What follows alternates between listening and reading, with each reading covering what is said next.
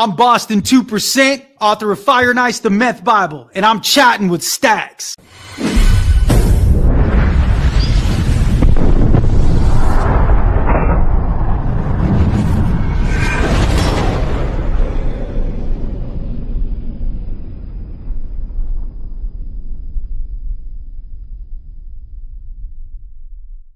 Welcome to this episode of Chatting with Staxx. I'm your host, Bill Staxx, and today I got Boston 2%. The front seat, the engine's in the front seat, right? I saw it like crushing tuna can in around me.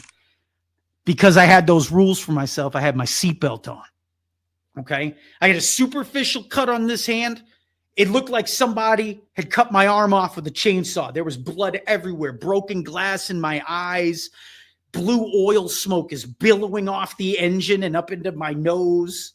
I sawed all 5 ribs completely in half with the seatbelt. They weren't even touching. My left heel was crushed. Like in those old cop cars, there's only like that much space underneath the seat, the way it sits. And my heel was crushed. My sneaker was broken. So I'm sitting there. I'm covered in blood. I'm a mess, totally broken. I opened the door and I ripped my foot from underneath the seat. My foot's completely broken. I got out, jammed under the seat. Jammed under the seat, and I had to take my hands and rip it. And my ribs are broke too. I ripped my leg out and I spilled out onto the concrete. It smelled like somebody was barbecuing filet mignon at some evil barbecue somewhere. Like liver and onions. It was disgusting. My blood's spurting on the engine. You could smell like all of this stuff I can smell it now thinking about it, reliving the experience. I puked all over the sidewalk. So, Bill, this is across from the news station. They could have filmed this from the roof. Okay? I'm in a city taxi. Signs demolished. I'm hobbling around on one foot, like with my tippy toes on the broken foot. And I just remember like talking out loud. I'm going, oh my God. Oh my God. I look and I'm like, I remember what's in the bank bag. And I'm like, holy shit, I got to get back in there. So I start hobbling back to the car. Good Samaritans tackle me because the car's on fire, man. And I try to go in and get it so I don't end up going to prison, right? I couldn't see it. The smoke, the fire, everything. I got back up and I started hobbling again. And then when I saw the bubble gums lighting up and coming onto the scene, the fire trucks and all this, the cops, everything. As soon as I saw that, things started getting real and I passed out like in a movie, right? So they're all being nice to me. They're like, hey, are you okay? Are you okay? And they start patting me down. Remember what happened? Remember my girlfriend when she would get lazy? Remember when I forgot all about it in my search for my quest for the ice, right? So they're patting me down. And the guy goes, this piece of shit. The whole tone changed. And I'm like, I'm in big trouble, man. The cop looked at me. Now, this is because of the political connections. There's no other reason. It's not because they liked me. Okay. They didn't want a junkie cab driver on the front page of the news. And the cop, he looked at me and he's like, this yours? And I was like, look, man, I go, you can draw my blood when we get to the hospital. You're not going to find no weed in my blood. Now, I didn't tell him there's about a gallon of, but you know, I was just like being honest with the guy, and he must have read something in my face. He ripped out the bag and they threw it in the bushes. It's a true story. Wow. Okay.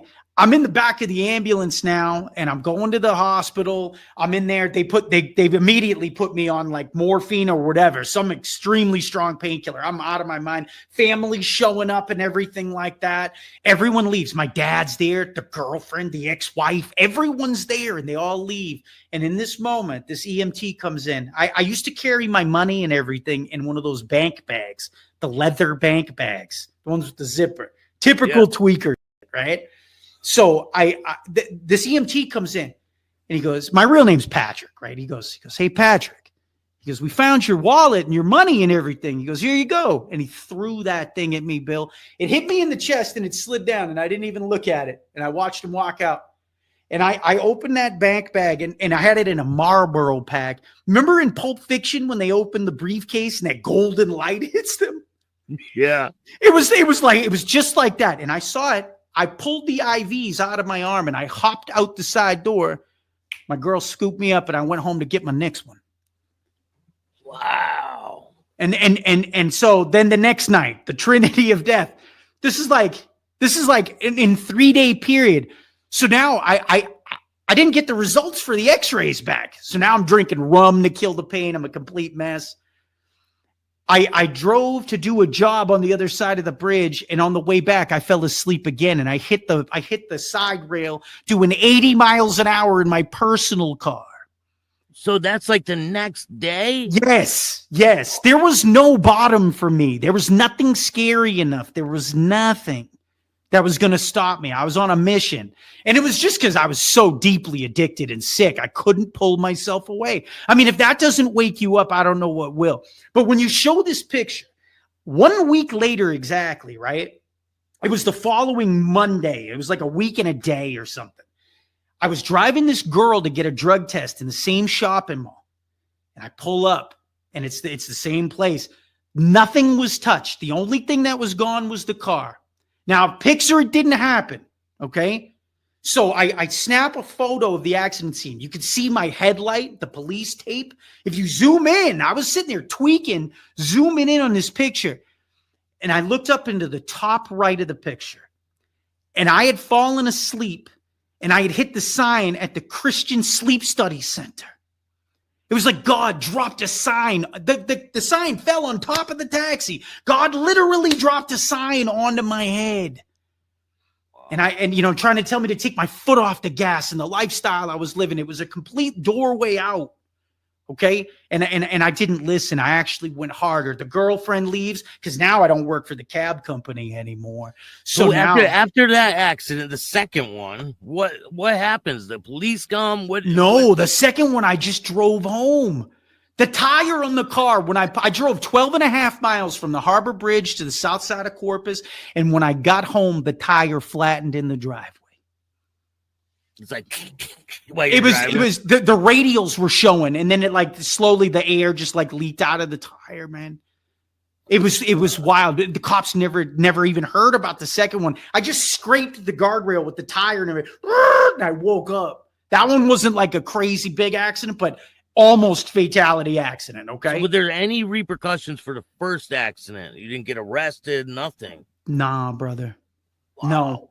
Listen to this. 6 months later, I'm tweaking and I order a taxi, and this guy comes up to me and he's a cab. He's like, "You're the guy who hit the sign in the Crown Vic, right?" And I said, "Yeah." He goes, "You ever heard about the tapes from that night?" And I said, "What?" And he goes, "They were Snow White. Static." I mean, what do you mean? Like the tapes that they pulled were completely static. They were like, oh, so they were looking for the videos. Yes. And I wondered why. I always wondered why. Now, that's the story the guy told me. And I'm like, was that God maybe not ready for the journey to end? Because after that, I really started having these spiritual experiences. So for about 5 days after this accident, Bill, I was seeing these like bulbs on a stage that spelt out words. I thought I was losing my mind. Now, I'm not crazy at this point. I'm still hustling. I'm still like running around the city. I got my wits about me. Now, I'm a crazy drug addict as far as like the way I'm living, staying up for a long time. But I thought I had like a head injury. So I was seeing these messages, and I wasn't even telling anybody about it because I'm like, they're going to throw me in a loony bin. One of the signs would say, "Find the others." And the next one would say the big event. And I'm like, what the hell is going on? And then over the next few months, I started to have like these major experiences with like God and the devil, like supernatural stuff. I put that all in the book. But it was like, I was at this crossroads where I was walking hand in hand with the serpent. I mean, living the most debaucherous lifestyle possible. Sex with as many partners as you could get. Like I said, needles off the floor. The people I was around, I mean, you're hanging around like card readers, Satanists, the most wild stuff. I mean, there's parts in the book where I met these people, and I was going to this house party, and it's from this website or whatever. And you go to this one thing, you meet these people, and you get an email. I was driving to this function at a house, and I remember thinking, I'm like, damn, these people are they're clicking up the sidewalks in like black patent leather boots and capes and And I'm like, wait a minute, it's not Halloween. It was like July or something.